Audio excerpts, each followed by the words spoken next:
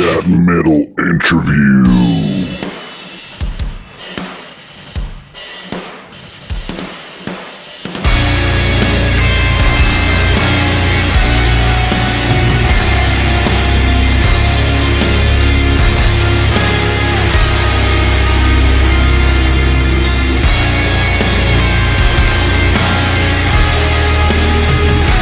And we have a metal band from the great country of France. This band combines black metal, sludge metal, and post-hardcore, depends on who you ask. To me, they sound like different bands. They sound like Deftones mixed in with all those genres right there, subgenres. Sludge metal meets Deftones, or Paradise Lost, meets black metal meets post-hardcore. But anyways, that's just my opinion, and everybody has an opinion, right? So anyway, let's check out this jam from Celeste, Nuclear Blast Records. Their latest album, their newest album, is called Assassins, and you can stream it, you can order it nuclearblast.com, or go to Celeste's socials and you can order it from there, or just stream it however you enjoy music nowadays. So here is Celeste, and I'm not sure I don't know how to talk French, so the pronunciation for this is Elle se répète froidement. That could be wrong, that could be right. So anyways, here's a badass song by Celeste. We'll be right back.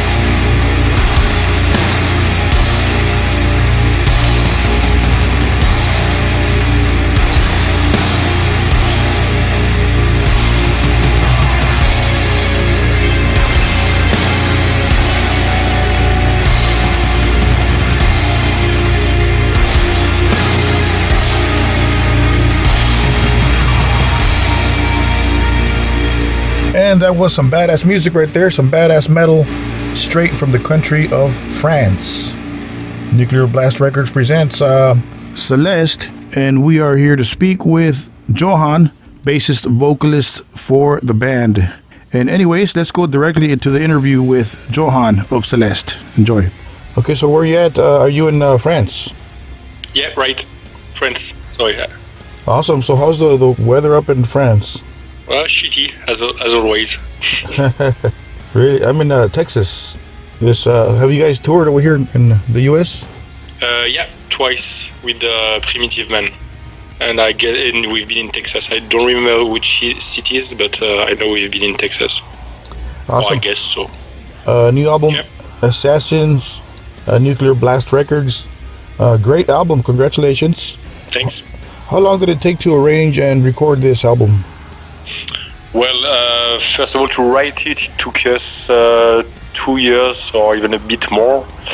And to record and arrange, we had to do it in 2 sessions. I would say the first time was 2 weeks, and the second one was almost the same, like 10 days to 2 weeks. But it was spread on quite a huge period. Actually, it took us something like 2 or 3 months, and then to mix and master the thing, let's take something like 3 or 4 months too. So all in all, it was a really long process, but we're super happy with the outcome. Very cool music. The videos Thanks. are awesome. Were all the videos shot in France, or where did you guys shoot the videos at? Yeah, right. Yeah, we've done 5 different sessions for that album, for 5 video clips, and they've done all shot in France, in many different places, and with 3 different producers. So how is it working with Chris Edrich? That was really nice. To be honest, we were supposed to record the album with Will Putney first in New York, but because of the COVID situation, we couldn't get there, so we had to find another solution. And we've knew Chris since a while. Actually, we've met him on tour when he was working with the Ocean. And so we stayed in contact since a while, and we knew by some friends that he was really good at studio recording, because we only knew his work for the live recording. And so we've had a little chat with him, asking him if he was available and interested to work with us, which was the case. And so we discovered his way to work. He's a super picky guy, which was a really nice thing for us, because we really wanted to have this album to sound super tight. And he was very tough with us, asking us to record again and again. Until everything was perfect. So that's also a reason why at the end we spent so much time at the recording studio. As far as the lyrics, the words to the songs, do you do most of the lyrics? Yeah, I do myself. I sing and I play bass in the band, and since I sing, I do write all the lyrics. And I don't know if you're aware of that, but I do write all the stuff in French, and I sing in French then. Yes, I know. Yes, I've noticed that. I don't know French, but I would like to learn it one day. That's a pretty cool language. Very cool. Thanks. Is it a hard language to learn, or? Since I'm native, it's really easy for me to learn. I didn't have to learn it, but I know it's a very complicated language with a lot of nuances, and that's actually something I really enjoy, because I like to play with the words. And since I'm really confident with my mother tongue language, that's why also I decided to keep this language rather than singing in English. As you can hear, I'm not so good at speaking English, so I would feel like if I did speak in English, I think I would maybe be able to say 10% of what I'm talking about in French, and with much less nuances, and maybe I would do also a lot of mistakes. So maybe if I did sing in English, it would just sound silly. Oh wow! So do you get when you're playing live outside of France? Do people know the French lyrics, or do you see people just moshing and enjoying the music? No, pretty much. I think they're just moshing and so on. Of course, we still, pretty often have some people who do speak French. Yeah. We also have some people, as we do in France. I mean, sometimes there's a lot of people going at the shows singing and just sing shit, the right words. So I'm pretty sure there are some people who are doing the same with us. And honestly, I don't mind. Yeah. If there's energy, I'm fine with the idea. Yes, it works, of course. Same thing for English. I mean, I've seen concerts in South America, Mexico, where people don't know English, but they're just singing the syllables, I guess. Yeah, that's fine. I mean, right? Yeah, it's the same thing, kind of the same thing. Right. So it's been 5 years since your last studio album, Infidel studio album, right? Why did it take so long? Why 5 years? It might have taken 1 year less if there wasn't the COVID situation. But anyway, 4 years is still quite a long time. Uh-huh. But we've been doing this music for 17 years now. And the more you write music, the pickier you are with the stuff you write. So it just takes us a while to write some new stuff, because we just want the best for the band, and we want to make something refreshing, to make some new riffs, some brand new stuff. So you have to think much more than when you just write your first album and that every riff. Exactly. So would you say this album is a continuation of the last one, or would you say it's a different thing completely? To me, it's almost a breakthrough, because there's so many new things happening on that one. Not that the previous one was not interesting and refreshing, but I mean, we've been so further on this new one. I mean, simply when we had this discussion with Guillaume in the band to know what we would do, the idea was to just experiment some new things and to think outside the box, and also to not feel shy to bring some ideas that could sound so new that maybe we would usually think that they are maybe a bit strange or silly, But the idea was like, okay, if you think that a riff is interesting, that melody is interesting, you might just write it and try to develop it as much as you can and make it a good song. And that's what's here with the Assassin. There are many ideas that would have just been left aside a few years ago because we would have just brought them at the rehearsal place, and someone just maybe wouldn't like it and say, okay, just drop the idea. And since there was this pandemic, since there was this lockdown, we've been all just by our sides at home, writing some stuff just alone, and doing some home studio, doing some pre-production recording. And so when you have an idea, you just develop it as much as you can. So, and at the end, it's part of the song. Almost no matter what other guys in the band will say. Of course, if they really don't like it, I'm gonna or Guillaume's gonna change something. But right. Mainly, all these ideas we've developed, they are on that album. which is a pretty nice thing. But even I wouldn't.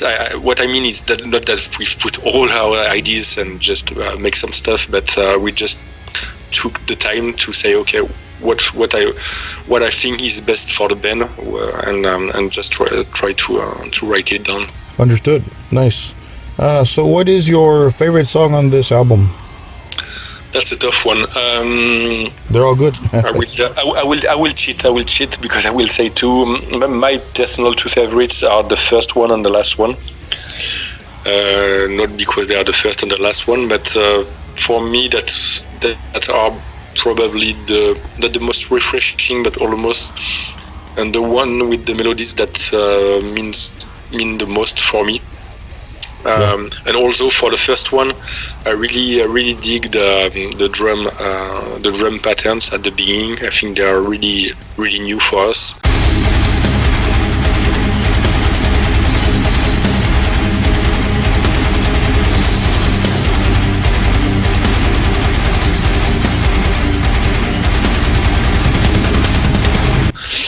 And for the last one, I really enjoyed the middle and the last part with the singing from Emily Marks, which is already something very new for us to have a featuring of female vocals.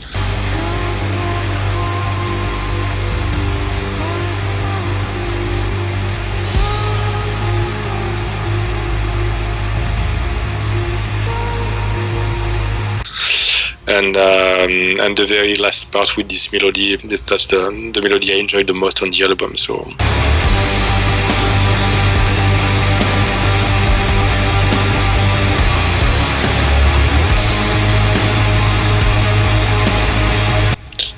nice. That are pretty much the things I like the most here. Very cool. So what do you take for your voice? How do you take care of your voice? I guess this is a singer question. What, is there something special you take, or what do you do?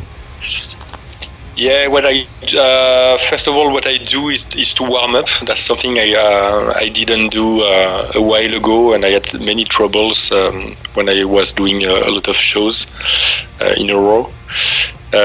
So I do warm up every time I have to sing, and also during the studio sessions.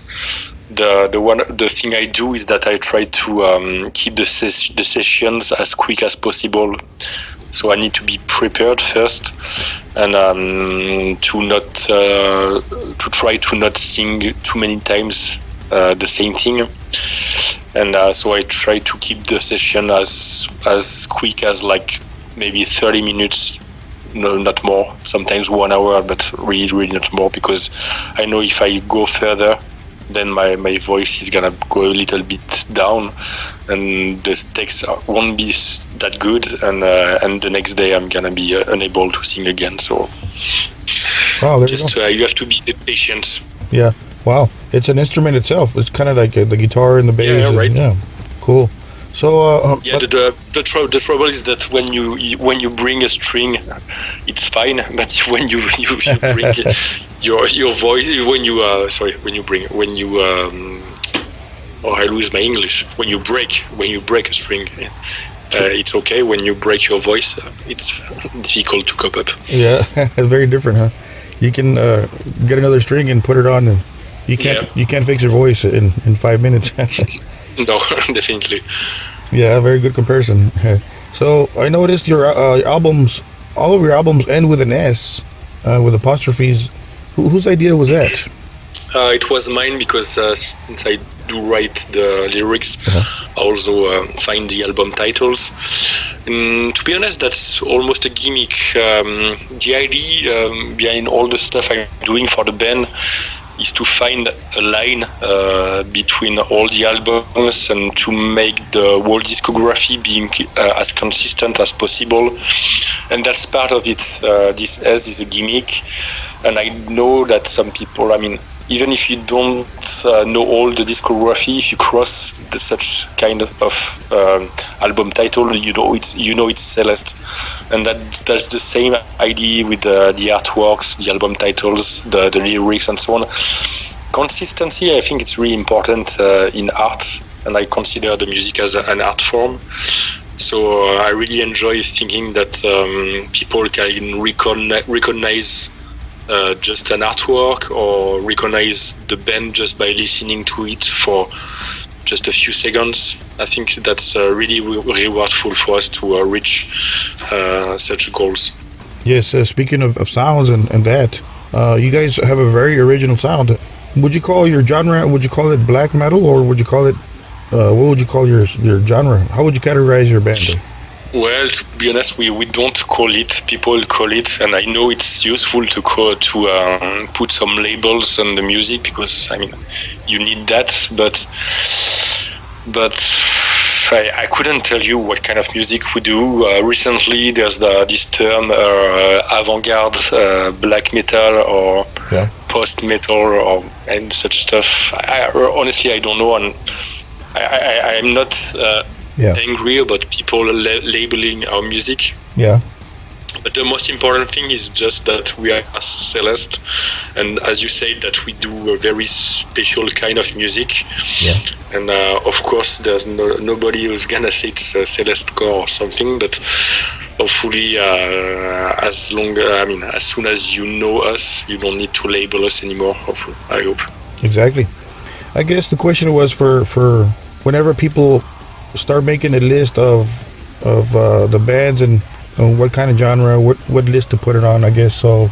But you're right. You're right about that. It should be about the people and about enjoying the music, and no matter what subgenre of metal it is. That's very, very true. Yeah. What could be? Of course, we're doing metal. I'm right with that. But I mean, if some people just can say metal for every band, and just it would allow people to listen to more stuff and discover some stuff, because label is convenient.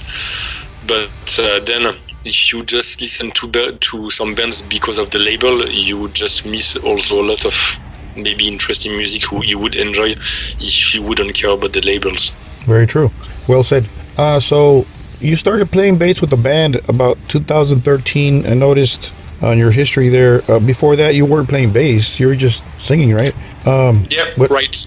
Apparently, the bass player got out or something. What happened there? Can you, for people that don't know, can you talk to us about that? No, that's quite simple. He's still a super good friend, but he wanted to move to Paris, which is, I mean, for you live in the USA, 500 kilometers, 600 kilometers is not a big deal, but in France it's quite a lot. And we knew by going to Paris he couldn't attend all the rehearsals and so on. So we felt like we must do things differently. And at the time, there was Sebastian, who was already helping us when our bass player was not available to do some shows, because he was already very often abroad. And so we felt it was really natural for us to welcome Sebastian in the band. And at the time, I was, even if I enjoyed singing, I felt like it was quite boring to only sing. And since I was doing the bass at the rehearsal when Antoine wasn't here, and that I did enjoy that, I felt like it was a good challenge for me to try to do the bass and sing as well at the same time. So we've asked Sebastian, who was primarily a guitar player, to come at the second guitar, and so I would do the bass. And what was interesting at the time is that actually on the album there was always two guitars, and we could only play one on stage. And thanks to that, then we could play the albums really as they were on stage. So it was actually a good move for us. Oh wow, very cool story. So how do you feel playing bass now? Are you comfortable? Apparently, I mean, it looks like you are. You got used to it, and so how do you feel about that? That's something I really enjoy. I do write music on the guitar. I'm a really shitty guitarist, by the way, but it's really convenient for me to write some new stuff. But I do enjoy playing the bass much more than the guitar because that's a sound that fits me much better. And I know some people think like that the bass is not so important. I do agree with it a little bit for the record, but on the stage, on the live performances, I think the bass is so important, and there's such a sense and a feeling of power when you have a good bass sound. Right. Yeah. I always put the amp right behind me, and I mean, it's so rewardful to feel that on stage. Yeah. Very. Singing at the same time. I mean, I really enjoy the thing. Yes, it's very important live for sure. It's kind of like ignoring Steve Harris of Iron Maiden or ignoring Geddy Lee of Rush, or it's a very important piece of a live performance, right? Yeah. Right. For sure. So, what's on your playlist, Johan? What do you listen to? What goes through your mind? What is your favorite thing to listen to? To be honest, I don't listen to so much music. I think like I guess like many people who do write and play music, you eat music every day, so maybe you're not the people who are gonna listen to a lot of stuff. And also, I have really huge difficulties to remind what I'm listening to. So right now, I'm browsing my cell phone and Spotify to tell you the last thing. And by the way, I'm not really aware about the new stuff which is being released. But what I can tell you is that recently I've been listening to a doom band called Draconian. Oh yeah. I don't know where they're from, but I really love the band with the female vocals. And I also, which is quite surprising for me, listening to quite, I would say, modern metal. I've been listening the last years a lot to North Lane. I guess they are from Australia. Okay, yeah. I have a very bad English accent, so I don't know if you're gonna even understand the names of the bands. Thornhill, Thornhill. Yeah. Oh yeah. That's some stuff I didn't like before, and because maybe I didn't like the way people were singing, but on these two bands I really enjoyed the singers, so that's why I like the band. I also like the band called Tesseract. Oh yes. So really modern stuff, and on the other hand, I'm listening to some more post-rockish music, such as Japanese people from Mono, and also our friends from Even in Arms. Okay. That's pretty much it. Very cool choices. So who are your heroes? Do you have any musical heroes that you look up to, maybe when you're growing up or maybe right now? I mean, not anymore, I would say, but I was a long time ago a huge fan of Neurosis, that's maybe the band that influenced me the most, and bring me many emotions. So I would say they are my heroes, but to be honest, as I said, I don't listen to so much stuff, and I don't know how to explain that, but when you do play music, when you do go on live, I think you lose a bit of the essence of being a fan, Yeah, understood. Yes, exactly. So when can we expect Celeste here in the United States? Is there any plans? Are there any plans to come tour over here or anywhere in the world? So far, not yet, but definitely coming back to the USA is an idea we have in mind. But because of the COVID and so on, we have to focus on things that are pretty sure to happen, which are doable, and unfortunately, USA is not the most obvious choice right now.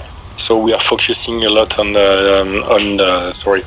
Europe, and also an idea before going back to the USA is also to go to Southern America, because we've never been there so far. And but maybe if we go there, there are some chances that we also do a few shows in the USA and Canada at the same time. But so far there are not real plans yet. Yeah, cool. Would you like to send a message to the Celeste fans and your fans listening to this podcast? Yeah, just to finish, please come to our shows, because that's the thing we enjoy the most, being on tour and sharing some experience on stage.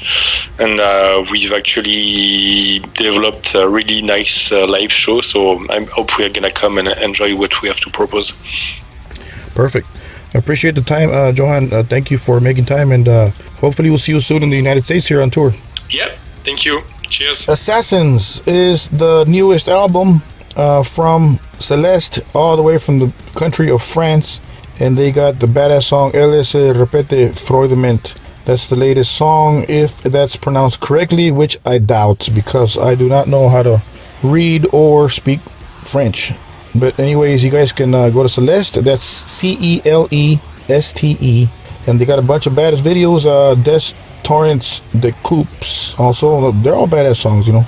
So anyways, as far as our podcast, don't forget to subscribe to our YouTube channel, follow us on Anchor, follow us on iHeartRadio podcasts, Google Podcasts, and Spotify, of course. And there's a bunch of other formats for you guys to listen to. So anyway, however you listen to your podcasts, I am truly appreciative. Your friend James. Stay tuned for the next guests. They're all badass guests, and we got some cool new guests for you guys. So anyway, so don't forget to keep it metal.